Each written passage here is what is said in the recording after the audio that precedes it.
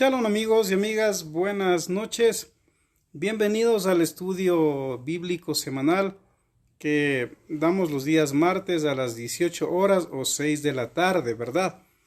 Entonces, el día de hoy quiero ver si podemos dialogar un poquito sobre el apóstol Pedro y ciertas cosas que él dice en sus textos bíblicos, sobre todo en lo que es la primera epístola del apóstol Pedro, ¿no es cierto? O del emisario Pedro, como se diría, o algunos dirían el Masoreta, ¿no? Entonces depende de la cosmovisión. En el cristianismo sería un apóstol, en el judaísmo sería un emisario o también sería un Masoreta, es decir, alguien que escribe e interpreta las palabras de Yeshua para darlo a conocer justamente a su pueblo, ¿no? Shalom para Fabián Jara, que ya está conectado. Pues vamos a estudiar un poquito sobre lo que nos dice el apóstol Pedro en Primera de Pedro, justamente capítulo 1, verso 1. Recuerde que originalmente los textos sagrados no tenían capítulos ni versículos.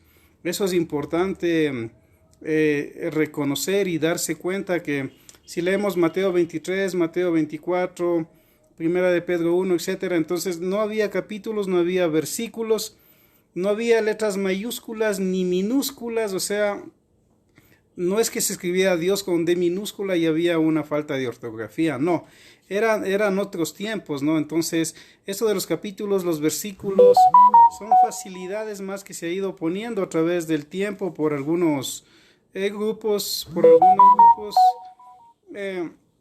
justamente para facilitar el texto bíblico, ¿no? ¿Por qué menciono esto? Porque a veces podemos sacar de contexto ciertos temas de la Biblia justamente por los capítulos y por los versículos. Entonces, vamos ahora a analizar un poquito lo que nos comparte el apóstol Pedro. Dice que Simón Bar Jona o Ben Jona, sino que en arameo sería Simón Bar Jona, en hebreo sería Simón Ben es hijo en hebreo, Bar sería en arameo. Él justamente fue cambiado su nombre por Yeshua, ¿se acuerdan? Y le dijo, tú serás Cefas en arameo también, o lo que es piedra en hebreo. Y él fue constituido como apóstol o emisario o un masoreta de parte de Yeshua, ¿no? Aunque muchos debaten ahí cuál era el jefe de los 12 apóstoles. Mucho hay ese debate entre los eruditos, porque la mayoría en la tradición cree que el jefe de los 12 apóstoles era el apóstol Pedro.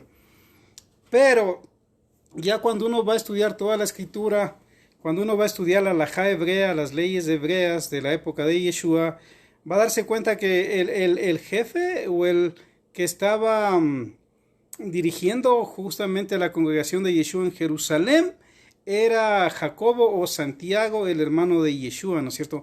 Él era el jefe en realidad, según el contexto histórico, bíblico, según la línea de tiempo de la comunidad de Yeshua en Jerusalén, ¿no? Entonces muchos creen que Cefas era justamente el jefe de los apóstoles. Saludos para Yanita de Cuba también, que está saludando. Shalom. Entonces, hay muchas ponencias ahí. ¿Cuál era el jefe de los apóstoles? Pedro, Jacobo, ¿acaso era Juan? ¿Acaso era Santiago? Bueno, el presidente del Sanedrín de Yeshua, o el presidente de la congregación de Yeshua en Jerusalén y que gobernaba a todo el mundo de la época de las congregaciones de Yeshua, en realidad era Jacobo, ¿no es cierto? Eso lo podemos ver en Hechos capítulo 15, en el primer concilio que se da en Jerusalén. Saludos para Flor también, que ya está conectada. Entonces, vamos a ver que este Simón Bar Jona, o conocido como el apóstol Pedro, cuyo nombre significa piedra, él fue constituido justamente como uno de los apóstoles por parte de Yeshua. Él para muchos o para algunos fue considerado en el cristianismo como un vicario de Cristo, digamos, en los siglos anteriores se le consideraba así. También él es mencionado en varios textos de la Biblia, tanto de los evangelios como del libro de los Hechos. La tradición apostólica nos enseña que su martirio se dio en Roma, ¿no? En el año 67 de nuestra era. Sí, entonces, para algunos, el año 67 de nuestra era se da el martirio del apóstol Pedro, justamente ordenado por Nerón. ¿Quién era Nerón? Usted sabe que era uno de los peores emperadores romanos que ha existido. De hecho, Nerón era tan cruel que mató a varias de sus esposas, asesinó a su propia madre Agripina. Entonces era una persona terrible. Él incendió Roma, culpó a los seguidores de Yeshua o cristianos, como muchos dicen. Entonces, justamente fue encarcelado. Pablo también fue encarcelado. Y según la tradición, él fue muerto en Roma, ¿no es cierto? Pero hay otras interpretaciones, otros datos históricos que dicen que Pedro nunca llegó a Roma, sino que Pedro murió en otro lado. Entonces son interesantes ponencias, escritos antiguos interesantes también, porque unos defienden que Pedro fue crucificado al revés en Roma y sus huesos están en lo que hoy es el Vaticano, ¿no es cierto? En esa famosa iglesia que está donde está el Papa. Desde la época de la Reforma es donde se comenzó a construir lo que es la famosa iglesia del Vaticano, y ahí es donde está supuestamente los huesos de Pedro y de Pablo, ¿no es cierto? Entonces toda esa tradición ha venido a través de los siglos. Hay otros que dicen que no es así, que Pedro nunca estuvo en Roma, porque justamente su carta él va dirigida a los babilonios o a la congregación de Yeshua que estaba en Babilonia. Pero algunos también dicen que esto es una comparación porque Roma era vista en ese tiempo como Babilonia espiritualmente, ¿no? En el sentido del pecado, del paganismo que había ahí, de algunos tipos de leyes que eran en contra de la Torá o del pueblo de Dios de Israel. Entonces algunos dicen que Babilonia posiblemente era la misma Roma, ¿no? Sea lo que sea, hay esas ponencias interesantes. Entonces, este apóstol obviamente es muy conocido. Se sabe que de los 12 apóstoles que Yeshua tuvo originalmente, era el más pasional, es decir, si Yeshua decía algo, él se emocionaba enseguida. Él incluso llegó a decir: no voy a permitir que te detengan o que te crucifiquen. Sacó su espada, recuerdan, y le cortó la oreja a Malco. Eso dicen los evangelios, o los masoretas o los evangelios dicen eso. Entonces era de armas tomar, ¿no es cierto? Recuerdan también, saludos igual para Marcos y también para Fausto Antonio Lara que están escuchando. Entonces, miren, el apóstol Pedro era de armas tomar. Incluso cuando cierto día Yeshua estaba caminando sobre las aguas, él dijo: si eres tú, haz que yo también camine sobre las aguas. Y efectivamente Yeshua le dijo: ven. Y comenzó a caminar sobre las aguas hasta que bajó la mirada del maestro y comenzó a hundirse. Entonces ya nos va dando un poquito la idea de la personalidad de él. Sin embargo, era un hombre temeroso de Dios. Saludos para Luis Minda también que está escuchando. Era un hombre temeroso de Hashem, del Eterno, porque cuando Yeshua también va a sus embarcaciones y le dice: ¿has recogido algo de peces? Dice: no, hemos pescado todo el día, no hemos recogido nada. Recuerde que Pedro era pescador de primer nivel. Y cuando Yeshua le dice: echa tus redes al otro lado, Pedro dice: no, si todo el día nosotros que sabemos del oficio lo hemos hecho y no hemos pescado nada. Sin embargo, Yeshua le dice: echa las redes al otro lado. Y dice que lo echó. Salieron las redes tan llenas de pescados que pidieron a sus colegas que eran pescadores sus redes. El arca dice que ya se hundía, el barco o la canoa de tanto pescado que había. Y él es ahí, como él estaba descubierto porque estaba pescando, se lanzó al mar y le dijo: aléjate de mí, Señor, porque soy pecador. ¿No es cierto?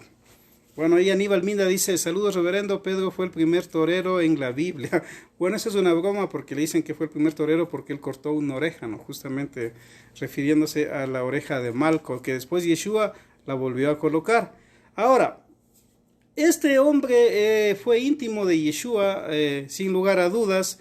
de los 12 apóstoles que Yeshua tuvo, Pedro fue uno de los más íntimos, siempre andaba con él, siempre buscaba muchas razones, era apasionado. Incluso Yeshua le dijo: Pedro, hoy antes de que cante el Hasán, me negarás 3 veces. Y Pedro dijo: no, Señor, nunca. Entonces era muy apasionado. Y a propósito, yo digo Hasán es porque hay una teoría que tiene mucho sustento bíblico y mucho sustento de leyes civiles de Alajá de Israel, donde dice que en realidad en Jerusalén no habían gallos.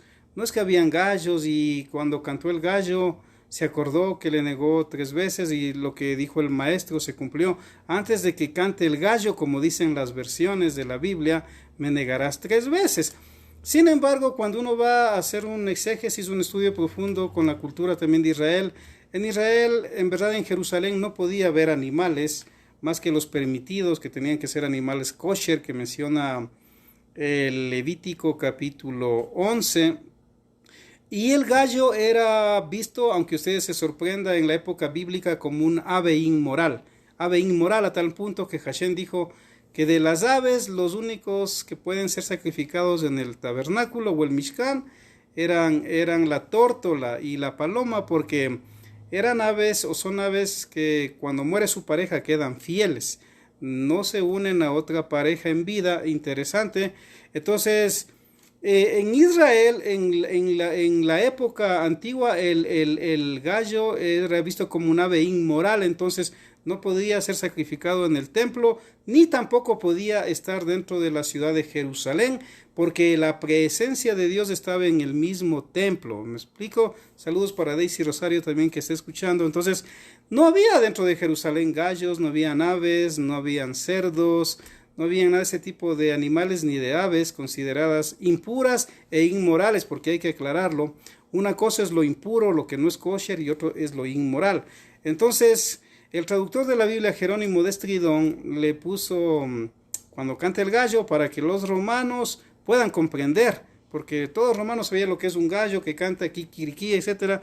Pero en realidad la mayoría de eruditos dicen que en realidad era un Hasán. Un Hasán es un cantor, el que dirigía los cánticos en el templo de Salomón, en los horarios que había que cantar y alabar a Hashem, así como hasta el día de hoy en las sinagogas de Israel hay un Hasán, que es el que se encarga de las oraciones, de los rezos y de los cánticos. Entonces, Yeshua le dice a Pedro: antes de que cante el Hasán, por decirlo así, en lo original, me negarás 3 veces, ¿no? Entonces, no es que fue un gallo, aunque hay la misa del gallo por ahí. Saludos para Gabriela también, que está escuchando. Entonces, son tradiciones que han venido a través de las interpretaciones o traducciones de la Biblia, pero en realidad en Jerusalén no habían gallos porque era considerado un ave inmoral. Entonces, el Hasán fue quien cantó y Pedro se acordó de lo que Yeshua le había dicho, ¿no? Entonces, él fue muy íntimo, el apóstol Pedro, él fue muy íntimo de Yeshua, pero también era muy pasional. Entre los 12 apóstoles, usted va a encontrar que cada uno es único, cada quien tiene su carácter, su temperamento.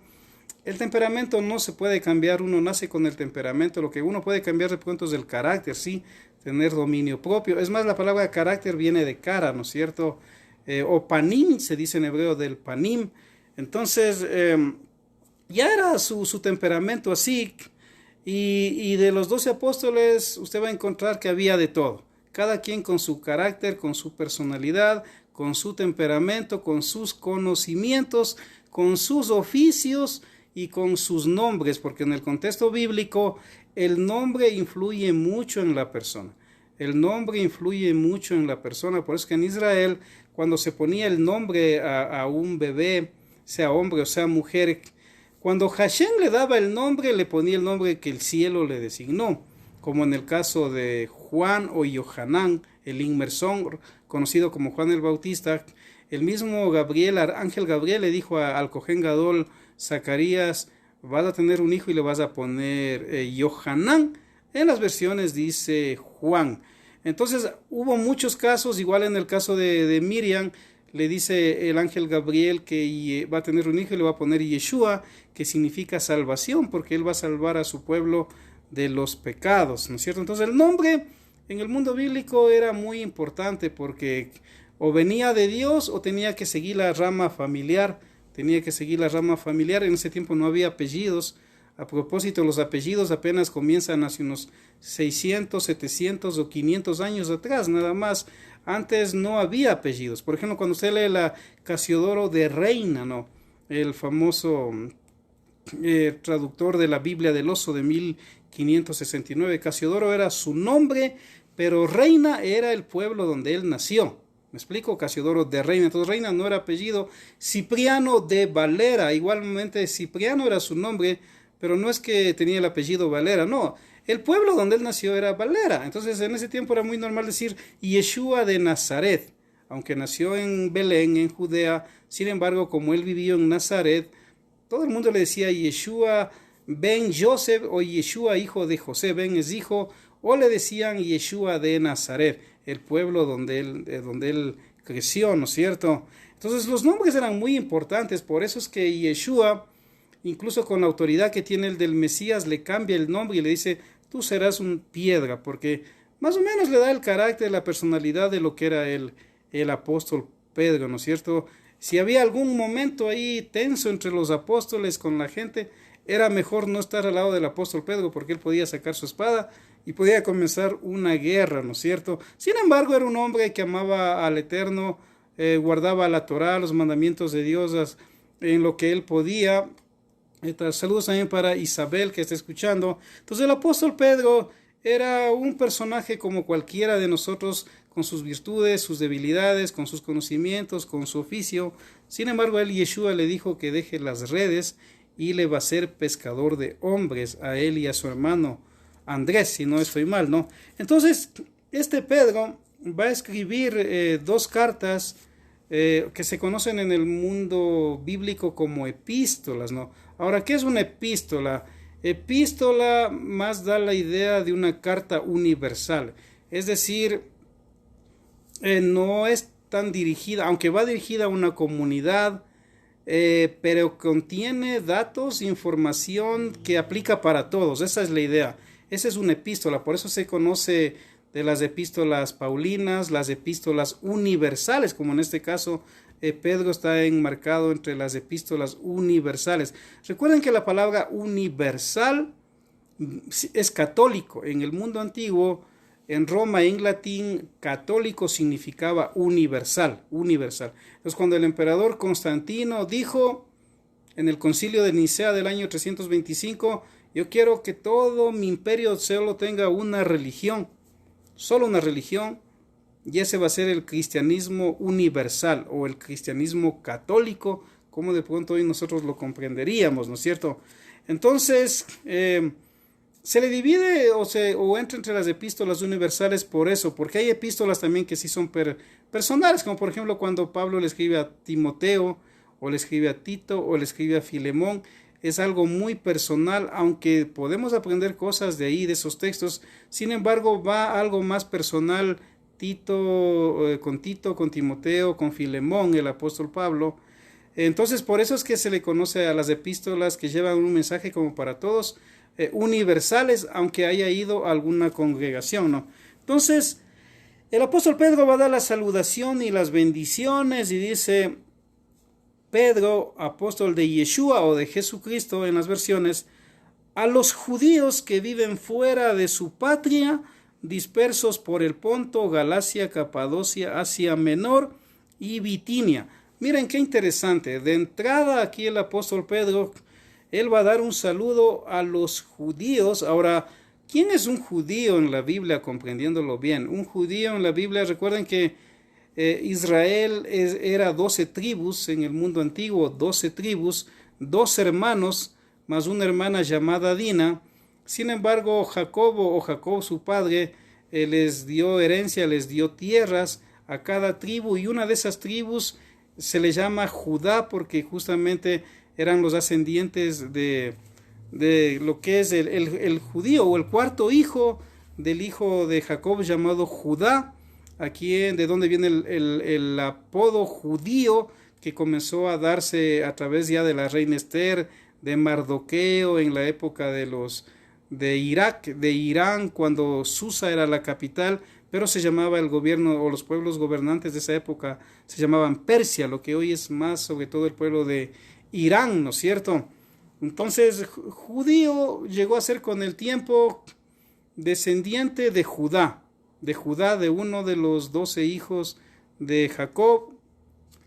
Pero como también la tribu de Benjamín está muy cerca, muy pegada y siempre han estado unidos, entonces tanto a los descendientes de Judá y de Benjamín hoy se les conoce como judíos, ¿no? Y eso ha llegado a ser un término ya universal. Sin embargo, judío puede aplicar también a alguien que nace en ese pueblo o alguien que de pronto de las otras 12 tribus vuelve a lo que hoy es Judá y comienza a practicar la religión del judaísmo, ¿no es cierto? Entonces Pedro va a saludar, me llama la atención, de entrada en el capítulo 1, verso 1, a los judíos, pero que están ¿dónde? Que están fuera de su patria, es decir, fuera de Judá, y que están dispersos ¿por dónde? Por el Ponto, por Galacia, por Capadocia, Asia Menor y Bitinia.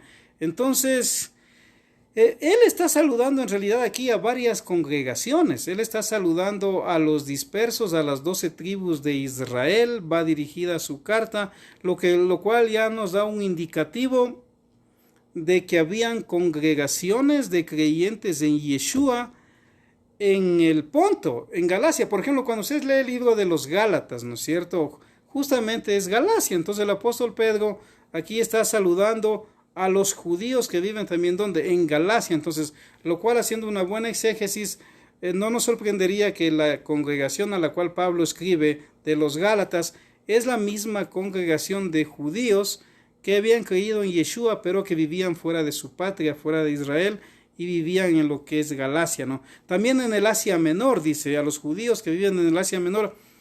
Ahora el Asia Menor en ese tiempo era muy grande también. Lo que hoy es Turquía, en la época actual es Turquía, ahí es lo que en el mundo antiguo Anatolia o el Asia Menor era.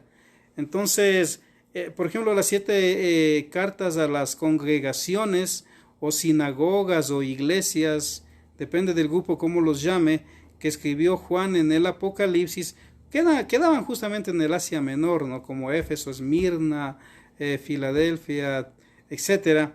En lo que hoy es justamente la región de Turquía, ¿no es cierto? Entonces, cuando saluda a todas las congregaciones de Yeshua que están en el Asia Menor, él está hablando de una cantidad de congregaciones que estaban en todo ese imperio grande y lo que hoy es sobre todo lo que es Turquía y Bitinia, ¿no es cierto? Y en el verso 2 va a decir algo que es bien interesante, pero también bien polémico, en mi opinión, porque va a decir en primera de Pedro 1:2, elegidos o predestinados según la previsión y predestinación de Dios Padre para ser santificados del Espíritu Santo o del Ruach HaKodesh y obedecer a Yeshua o a Jesucristo según la versión y ser rociados con su sangre muchos aumentos de gracia y de paz o de shalom. Ahora, me llama la atención esto, ¿por qué? Porque normalmente en la era de la Reforma, por ejemplo, después de Martín Lutero, cuando vino Juan Calvino, había mucho el debate de la predestinación, que Dios predestinó a unos para el cielo y a otros al infierno para una eterna condena, ¿no es cierto? Y entonces hay mucho debate en el calvinismo, en el presbiterianismo, hasta el día de hoy, de que la salvación se pierde o no se pierde.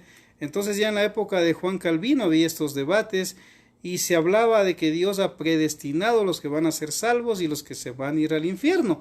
De hecho lo dice Juan Calvino en uno de sus comentarios, en sus comentarios del libro Instituciones que él tiene del cristianismo, ¿no es cierto? Sin embargo, miren lo que dice aquí el apóstol Pedro.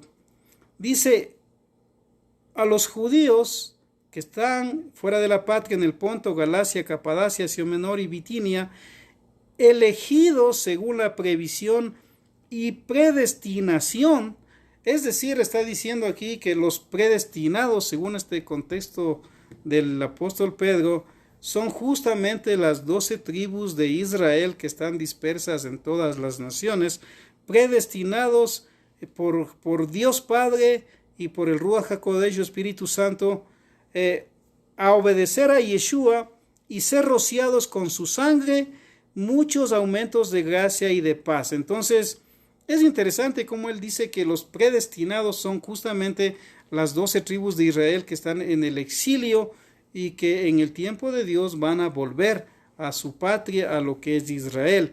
Y dice, rociados con su sangre. Ahora, ¿por qué con su sangre? Recuerden que en ese tiempo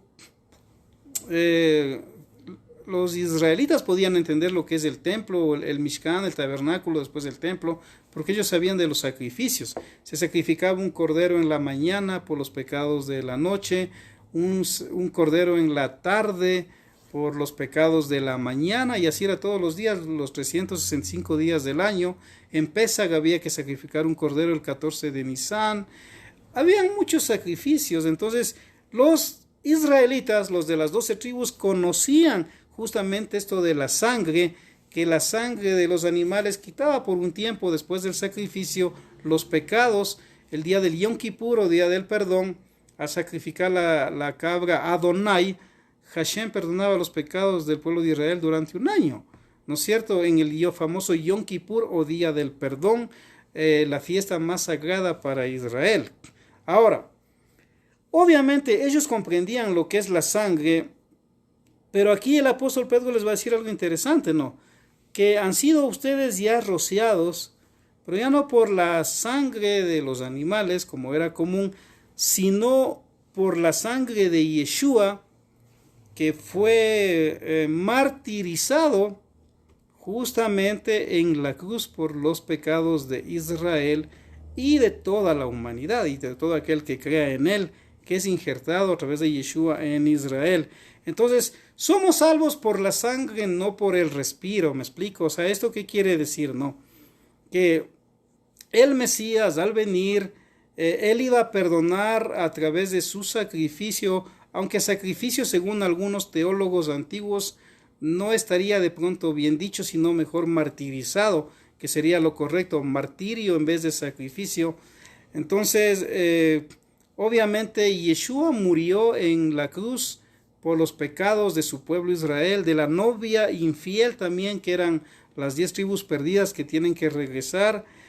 Y justamente la sangre perdonaba los pecados que eran imperdonables en el sistema levítico. O sea, en el sistema levítico habían pecados que se podían perdonar si había teshuvá, arrepentimiento, y había un pago por esos pecados que tenía que costarle a la persona o a la familia por los pecados ante Hashem, ante Dios, y también tenía que llevar los animales y cumplir los mandamientos que tenían que ver con sacrificios, ¿no?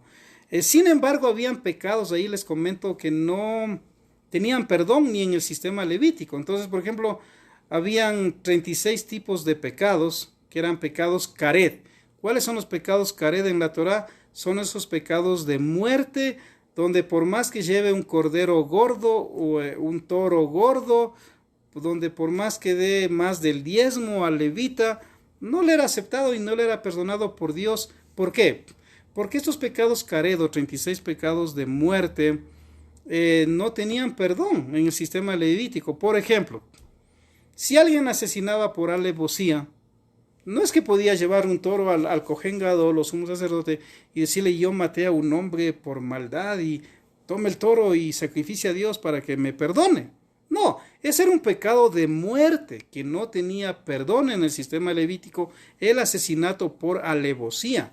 Otro pecado karet o pecado de muerte en la Biblia, por ejemplo, el comer sangre. El comer sangre, Dios había dicho en la Biblia: puedes comer la carne de un animal, permitido asarlo, comerlo, pero no puedes comer su sangre, porque la sangre es el alma del animal. Entonces, si un israelita comía la sangre del sacrificio, además de la carne que sí le era permitido, comía la sangre, ese era un pecado karet, pecado de muerte. Entonces usted puede imaginarse, el que comía sangre en la época de Yeshua no tenía perdón en el sistema levítico y moría en los tiempos bíblicos, quiero decir, porque en la época de Yeshua ya el Imperio Romano prohibió que el pueblo de Israel practique la ley y la Torá y la pena de muerte a través de piedras, que era el estilo de la Torá, o es.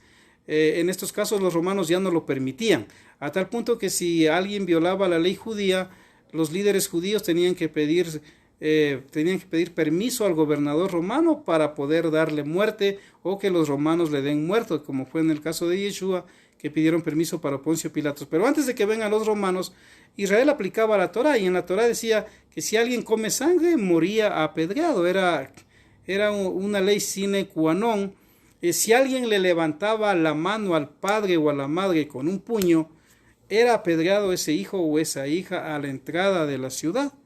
Eran pecados que no se podían permitir para que no se contamine el pueblo de Israel. Las relaciones sexuales prohibidas, por ejemplo, si alguien tenía relaciones sexuales, Dios no quiera, con su madre, con su hermana, con un familiar cercano, era pecado caret, pecado de muerte. Había que quitar a los perversos del pueblo. Entonces habían 36 pecados de muerte. La idolatría también era otro pecado de muerte. Entonces, cuando una persona cometía ese tipo de pecados, lo que le esperaba es la muerte, porque el hombre y la mujer tiene libre albedrío, según la Biblia, según la Torá, tiene libre albedrío y puede decidir entre el bien y el mal. Puede decidir, ¿por qué? Porque en la conciencia, en la nefesh y en la neshama, o el alma, como decimos, ahí está la mente, la voluntad, las emociones, y uno decide si hacer el bien o hacer el mal. Por eso es que cuando una persona roba se esconde, porque sabe que hizo mal, aunque no sea un académico o alguien estudiado. Alguien que viola se esconde porque sabe que hizo mal. Alguien que pega a sus padres huye porque sabe que hizo mal. O sea, entonces los 36 pecados de muerte, no había perdón en el sistema levítico, no había perdón. Sin embargo, ahí viene lo interesante. La Biblia bien entendida, bien interpretada, dice que Yeshua vino a morir también por esos pecados caret, o pecados de muerte, que no tenían perdón en el sistema levítico. Ahora, con esto no quiere decir que Dios premia a esas personas que hacen terribles cosas, no. Sin embargo, lo que Dios es como que abre una puerta de misericordia. Si alguien cometió algo así, va a pagar las consecuencias. En vida, lo que muchos llaman el karma, le va a agarrar. Tarde o temprano, Dios le pasa la factura y va a pagar las consecuencias. Y se va a arrepentir de lo que hizo. Pero si en su corazón se arrepiente, aunque pague las consecuencias, Dios puede tener misericordia si en verdad esa persona se arrepiente de corazón y deja esa vida. ¿Me explico? Entonces, por eso es que él explica, dice, que rociados por la sangre ¿de quién? De Yeshua. Ahora la sangre, ¿de quién nos protege? ¿No? ¿De quién nos protege? Si bien es cierto, muchos dicen que la sangre de Cristo les protege del diablo, del maligno. De pronto puede ser, yo no digo que no, pero en realidad, según los textos bíblicos, según el apóstol Pablo en Romanos y en otros textos, la sangre de Yeshua o de Jesús, lo que nos cubre es de la ira de Dios. ¿Me explico? Entonces, Dios está airado con el mundo, con los hombres, con las mujeres. ¿Por qué? Porque dice Pablo en Romanos, por cuanto todos han pecado y no hay justo ni aun uno. Entonces, si vamos a un juicio para con Dios, obviamente, y seguimos los 4 pasos que tiene un juicio, ¿no es cierto? En un juicio se pone una acusación formal. Segundo, se pone los cargos por los cuales se acusa a una persona. Tercero, se le da la oportunidad de defenderse. Y lo cuarto, se da el veredicto, culpable o inocente, ¿no? Entonces, por ejemplo, Pablo utiliza mucho en el libro de Romanos este lenguaje de juzgado, donde Dios acusa a todo el mundo de ser pecadores y pone como 18 pecados: adúlteros, borrachos, idólatres, envidiosos. Mejor ya ni me quiero acordar de los pecados que Dios acusa al mundo. Y saludos para Efraín también, y también para Zoila, que están escuchando. Entonces miren, Dios acusa al mundo en el libro de los Romanos y le da la oportunidad de defenderse. Pero el mundo no puede defenderse contra Dios, porque Él va a hallar pecados en usted, en mí y en toda la humanidad, ¿no es cierto? Entonces, ¿cuál es el veredicto? Culpable, ¿no es cierto? Sin embargo, hoy Pablo y Pedro explican que hay una salida, y es la sangre de Yeshua, justamente porque ese es el sacrificio perfecto, mucho mejor que el de los animales. Recuerden que el templo ya no existe desde el año 70 después de Cristo, o de nuestra era, o era común, como muchos llaman, justamente porque el sacrificio que ya Hashem acepta es del de Yeshua, es del Mesías, del Salvador. Entonces, por eso es que va el saludo de Pedro a ustedes que han sido rociados, pero ya no por una sangre de animales como antes era, sino por la sangre de Yeshua. Y aquí va un saludo que era muy tradicional en esos tiempos, y mucha gracia y shalom o paz, ¿no? Charis, gracia en griego se dice charis en griego, que viene a ser como gracias, ¿no es cierto? Por ejemplo, los antiguos en nuestra tierra, cuando alguien decía gracias, no les gustaba mucho. Ellos decían, las gracias hacen los monos en los árboles. Entonces no les gustaba que se diga Dios le pague, o ese tipo de frases. Pero digamos, en el mundo antiguo la gracia era un regalo que Dios le da a la humanidad. En este caso, el regalo de Dios para la humanidad, ¿cuál es? La sangre de Yeshua, el martirio de Yeshua, donde la persona que cree en Él y se arrepiente de sus pecados y deja todo atrás y comienza una nueva vida, aunque pague las consecuencias de sus pecados, justamente Dios va a tener misericordia de él. Por eso el saludo es mucha gracia o aumentos de gracia y de shalom. Shalom es la palabra original que usan aquí Yeshua y los apóstoles, traducido como paz en las versiones nuestras. ¿Por qué? Porque en el hebreo shalom es una palabra que tiene que ver que si usted no tiene paz con Dios, no puede tener paz con el prójimo ni con uno mismo. O sea, es una paz completa, donde si usted tiene paz con el prójimo, puede tener paz con Dios y paz con uno mismo. Es una triple paz, por decirlo así. Entonces, no es una simple paz al estilo romano. Por ejemplo, les comento que en griego, paz se dice eirene, o lo que muchos llaman, incluso hay nombres, nombre de mujer que le dicen Irene, ¿no es cierto? Pero en griego antiguo, Irene o Eirene era paz, en griego. En romano era pax, pero con X, ¿no es cierto? Con la X. Y en castellano, pues cuando salió el idioma de Castilla, de uno de los imperios ahí ibéricos, y ellos trajeron acá el castellano, es paces con Z, ¿no? Entonces, en el hebreo shalom es una triple paz, por decirlo así, que si usted no tiene paz con el prójimo, no puede tener paz con Dios y con usted mismo. Por eso dice la Biblia, busca la paz y síguela. Dice, mientras dependen de ustedes, sigan la paz, busca la paz. O sea, y siempre el saludo es gracia y paz, pero una paz al estilo bíblico, ¿no? Porque la paz al estilo griego era una paz más si usted se llevaba con las personas, esa era una paz, o con algún pueblo, algún convenio político, militar, económico era paz, pero no tenían paz con los demás.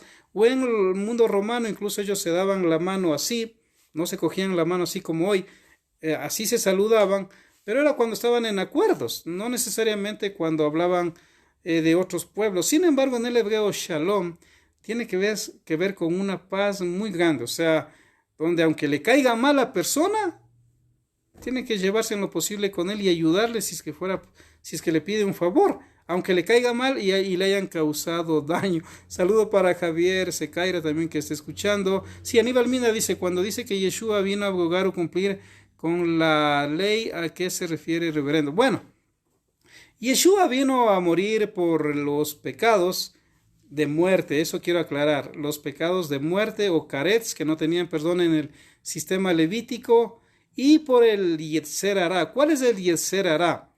Yetzer Hará en el hebreo es la palabra original que quiere decir inclinación al mal. Entonces, Yeshua murió en la cruz por los pecados de muerte, por la inclinación al mal que usted y yo no podemos vencer. Ahora, ¿qué es la inclinación al mal o Yetzer Hará? Desde el momento que usted se levanta, abre los ojos, tiene una lucha en su corazón entre el bien y el mal. Usted sabe que con sus ojos puede ver cosas buenas o cosas malas, pensar cosas buenas o malas en su cabeza, bendecir o maldecir con su lengua. Entonces, aún lo que usted va a comer en su cuerpo, puede comer algo que le dé salud o puede comer algo que le haga daño, ya depende de usted. Entonces hay una lucha entre el bien y el mal, que eso el hombre no puede vencer. Desde que la persona nace hasta cuando muere va a cometer errores. Aún el apóstol Pablo dijo, miserable de mí, ¿quién me librará de este cuerpo de muerte? Porque lo que no quiero hacer, ¿qué dice? Eso hago. Entonces, porque a veces él también cometía su uno que otro pecado, por decirlo así. Entonces, Yeshua vino a morir justamente por la inclinación al mal y la mató en la cruz. La mató en la cruz porque él sí fue perfecto, cumplió todos los mandamientos de Dios y obviamente nunca pecó. Eso dice las Sagradas Escrituras y por eso es que él puede salvarnos a través de su sangre. Pero usted tiene que hacer teshuvá o arrepentimiento y seguir los mandamientos de Dios, guardar su palabra y cambiar de vida. Entonces, les decía que Shalom es eso, justamente una paz completa, ¿no? Entonces, que le quede claro al hermano Luis esto, ¿no? O sea, Yeshua murió por los pecados de muerte, por que no tenían perdón en el sistema levítico, por la inclinación al mal que nosotros tenemos y también crucificó la muerte, o sea, con su muerte mató a la muerte, diríamos. En teología a veces se usa estos términos, ¿no? Con su muerte mató a la muerte, o sea, es decir, la muerte está en nuestros miembros y tarde o temprano nos va a llegar.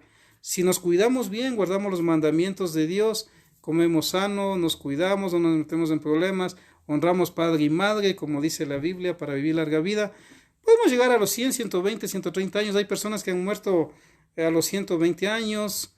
Yo hace unos 2 años atrás visité a Juanita en San Miguel de Bolívar, que murió a los 111 años.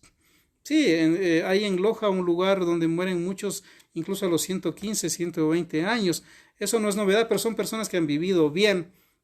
Pero sin embargo, tarde o temprano la muerte nos va a llegar. Sí, entonces, Yeshua, ¿qué es lo que hizo? Yeshua, ¿qué es lo que hizo? No. O sea, justamente matar a la muerte, por decirlo así, con su muerte en la cruz, teológicamente hablando, ¿no? Entonces, el Shalom es algo completo. Por eso es que Juan dice, por ejemplo, el apóstol Juan dice, tú dices que amas a Dios, a quien no ves, pero aborreces a tu hermano, a quien ves. ¿Cómo vas a decir que amas a Dios? Pues crees, le dice el apóstol Juan, que yo te voy a creer en eso. Si el mismo Yeshua o Jesús dice, cuando vayas al templo a adorar a Dios, a dejar una ofrenda, un sacrificio, si tienes problemas con tu hermano, no te sirve de nada, dice. Por más que vayas y des ofrendas, ores, primero anda, ponte a cuentas con tu hermano, perdónense, y ahí anda que Dios te va a escuchar y te va a favorecer. O recuerden incluso cuando Yeshua contó esta historia, ¿no? Dice que un maestro de la Biblia entró a una sinagoga o al templo a orar y dijo, te doy gracias, Señor, que no soy como ese pecador, que justo estaba ahí al lado un cobrador de impuestos también orando, y dijo, te doy gracias porque no soy como ese cobrador de impuestos que explota al pueblo, que yo que sé es mujeriego, etcétera, etcétera. Y según él estaba bien, y el cobrador de impuestos sabía sus pecados, no levantaba la cabeza de la vergüenza al cielo y reconoció el pecado, dijo, perdóname porque soy pecador. ¿Y qué dice Yeshua? Ese hombre que era bien pecador salió perdonado, porque fue honesto y cambió de vida. Sin embargo, el otro que se creía muy santo, muy santurrón, siguió con sus pecados. Dios no lo perdonó porque Dios mira más allá de lo que uno ve que es lo físico. Dios mira el lev. El lev en hebreo es el corazón. En griego se dice cardio, de donde viene la palabra cardiología o cardiólogo. Cardio en griego es corazón, ¿no? En hebreo es lev, en castellano se dice corazón, no sé por qué. En latín se dice cor, de donde viene la palabra coraza incluso, ¿no? Entonces, justamente Yeshua vino a morir por ese tipo de cosas que usted y yo no podemos vencer, ¿no? Pero claro, uno tiene siempre el libre albedrío de los actos. Dios siempre le va a uno a pedir actos de bien, pero si uno hace actos de mal, también le va a ir mal con Dios, aún con las leyes. Las leyes las pone Dios civiles para castigar justamente a las personas que hacen daño o no viven conforme a lo que es correcto, lo que en filosofía se llamaría las leyes morales, ¿no es cierto? Ahora Pedro sigue diciendo, bendito sea, Baruch Hashem, dicen en hebreo, ¿no?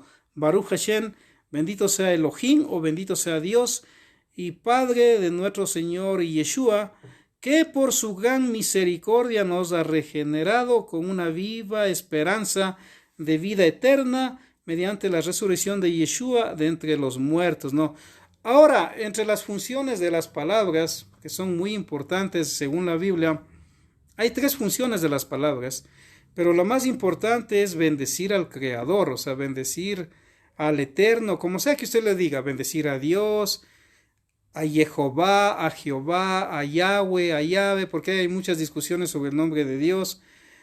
Por eso es que en el hebreo se dice Baruch Hashem, Hashem, bendito sea Hashem, ¿no?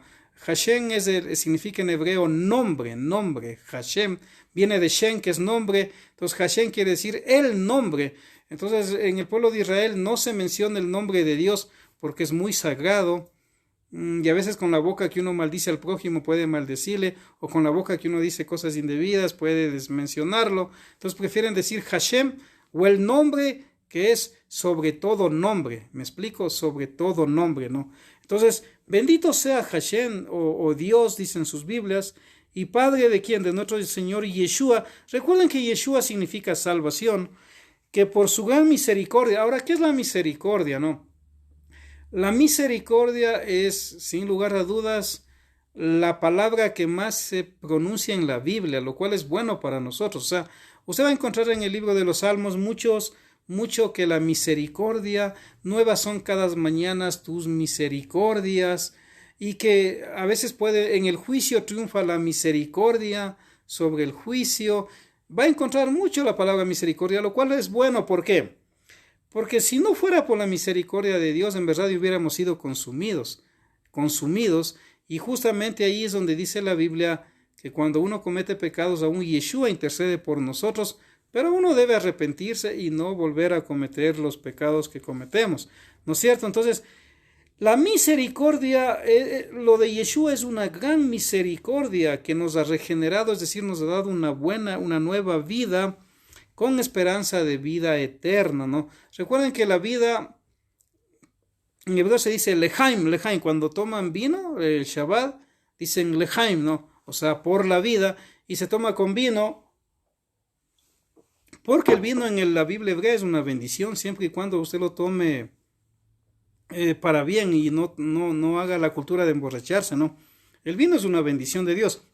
Hay un dicho que dice, el vino lo creó Dios, la cerveza el hombre y el trago el diablo, y es una gran verdad. El vino viene de la vida de Dios. Aún Yeshua tomaba vino cuando era necesario en las comidas, en las bodas multiplicó 680 litros de agua en vino, el mejor vino, a tal punto que el maestro Sala dijo, normalmente se da el mejor vino cuando están sanos, y cuando están borrachos se da el peor vino, porque para el borracho todo es bueno. Sin embargo, dice, tú has hecho al revés, has guardado el mejor vino para después. Es decir, era vino, o sea, porque en una boda si no hay vino, no es boda, pues una boda hebrea en la época de Yeshua duraba 7 días, y hasta el día de hoy en Israel dura 7 días, ¿no? Entonces la misericordia de Hashem nos ha sido dada a través de Yeshua, el Salvador, y dice que mediante la resurrección de Yeshua de entre los muertos, es que ya nos confirma Hashem que Él es el Mesías. Ya en el pueblo de Israel habían creencias antiguas que si alguien resucitaba, obviamente podía ser el Mesías. ¿Quién más puede resucitar? Entonces, Él ha resucitado para alcanzar algún día una herencia incorruptible y que no puede contaminarse y que es inmarcesible, reservada en los Shemaín es cielos, en los cielos para vosotros. Entonces, miren, todos nosotros de una manera recibimos herencias o vamos a dar herencias a nuestros hijos o hemos recibido de nuestros padres, lo cual es bueno en esta tierra, pero no son eternas las herencias. Sin embargo, la salvación, estar con las bendiciones de Dios, estar con la promesa, esperanza de algo futuro, con Dios es algo incorruptible, algo que nunca se va a destruir, pero justamente a los que creen en Yeshua, y como dijo Yeshua, guardan mis mandamientos, ¿no es cierto? ¿A quienes la virtud de Dios conserva por medio de la emuná o fe para haceros gozar de la salud? Salud es salvación, ¿no? Usted ve salud, Por ejemplo, cuando toman muchos dicen salud, ¿no es cierto? Salud es salvación, pero en nuestro idioma le ponen salud, también física, lo cual es bueno. Dice que ha de manifestarse claramente en los últimos tiempos, que a propósito ya estamos viviendo también los últimos tiempos. Siempre lo que Yeshua dice se ha ido cumpliendo. Él dijo que aún del templo, cuando los discípulos se asombraron del templo de Jerusalén, dijo que ni las piedras van a quedar, ¿no es cierto? Que todo iba a ser destruido y se cumplió el año 70 después de Cristo. Sucedió, las profecías de Yeshua. Y él dijo que en los últimos tiempos la ciencia aumentará el saber. También dijo que habrán muchos terremotos, habrán pestes, el amor de muchos se enfriará y todo eso se está dando, obviamente, lo cual es un indicativo de que estamos en los últimos tiempos. Entonces el apóstol Pedro dice claramente, dice, la salud, la salvación de Yeshua aún en los últimos tiempos se manifiesta. Esto es lo que debe transportaros o transformarnos con gran gozo, si bien ahora con un poco de tiempo conviene que sean afligidos con varias tentaciones. Esto suena raro, ¿no? La tentación es algo que en lo posible en la Biblia hay que huir. Pero también aquí el apóstol Pedro dice que si no hay tentaciones o si no hay pruebas no vamos a crecer. Aunque suene contradictorio, una persona que busca a Dios va a ser probado. O sea, si usted quiere servir a Dios, sea que sea hombre, sea que sea mujer, niño, joven, anciano, adulto, si usted quiere servir a Dios va a ser probado, eso délo por hecho. En el área que usted sea débil va a ser probado, no solamente por su yetzer hará o inclinación al mal, porque hay gente que le culpa hasta al diablo de los pecados que en su decisión decide hacer, ¿no es cierto? El diablo puede tentar al ser humano, pero es el ser humano el que cometerá los pecados, porque el ser humano es quien tiene la decisión si cae en la tentación o no cae en la tentación. Recuerden la historia de José, cuando él fue tentado por la esposa de Potifar, se le presentó ahí desnuda. ¿Qué sucedió? Él no dijo, oremos a ver si esto es de Dios. No, él salió corriendo porque sabía que era la mujer del prójimo, y eso es un tremendo problema ante Dios y ante la sociedad, ¿sí? Entonces, obviamente, dice Pedro, van a ser tentados, van a sufrir varias tentaciones en su cuerpo, afligidos, aún en tribulaciones, en pruebas, porque solamente de esa manera se puede crecer en la fe, en el conocimiento de Dios también, porque a veces uno puede ser muy académico, ahora en la época del internet, YouTube, los libros PDF, el Google, puede estudiar mucho, informarse mucho, aprender mucho, lo cual es bueno, nos da herramientas, pero ya al salir a la vida diaria, las pruebas, las tentaciones, ahí es otra cosa. Ahí es bien difícil, bien difícil. Entonces Pedro dice que las tentaciones, las pruebas, las tribulaciones son necesarias para hacernos crecer. Por eso dice en 1 de Pedro 1:7, para que vuestra fe, probada de esta manera y mucho más acendrada que el oro. Yo tengo una versión bien antigua de la Biblia, por si acaso. Por eso me van a escuchar con palabras un poco antiguas del español antiguo, incluso el judeo español o ladino, que es antiguo, de la época de España, cuando llegaron acá a América Colón y toda su gente, ¿no es cierto? Entonces, aquí dice que esta fe es probada también por las tentaciones, por las pruebas, por las aflicciones, y es mucho más acendrada que el oro. ¿Me explico? Que el oro. ¿Por qué? Porque usted ve que el oro, cuando van a ver cuál es buen oro, el oro es puesto a prueba, con unas temperaturas bien altas, súper altas, y el que sabe del oro, de los minerales, sabe cómo trabajar el oro, pero para que vayan saliendo las basuras del oro, como dicen ellos, tiene que haber un calor bien fuerte, ¿no? Y el apóstol Pedro aplica esta metáfora, este ejemplo del oro, y dice que así como el oro, el buen oro es sacado de esta manera, que se acrisola, dice la palabra aquí, con el fuego, que se halle digna de alabanza a la persona de gloria y de honor en la venida que será de Yeshua para juzgaros. ¿Por qué?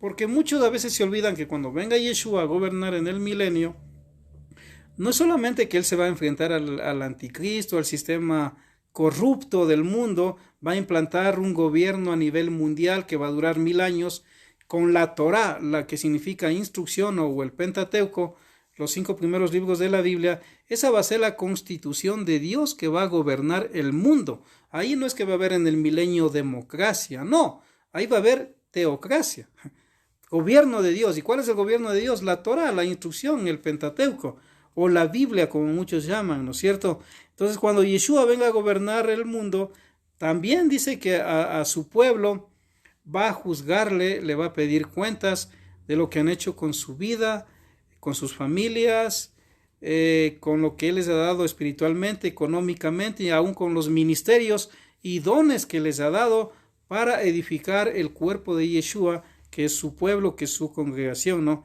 Y sigo leyendo y dice: ¿a quién amáis sin haberlo visto? ¿En quién ahora igualmente creéis, aunque no lo veis? Mas porque creéis, os holgaréis con júbilo indecible y colmado de gloria. Miren, no estamos ni siquiera acabando el primer capítulo y ya se nos va el tiempo como 1 hora, pero acá dice que, y Pedro felicita, dice, a aquellos que, aunque no vieron a Yeshua en persona, no vieron su ministerio, no lo vieron siendo bautizado, sus predicaciones, no vieron sus milagros, lo que multiplicó los panes, lo que resucitó muertos, cómo fue crucificado, resucitado y ascendido a los cielos.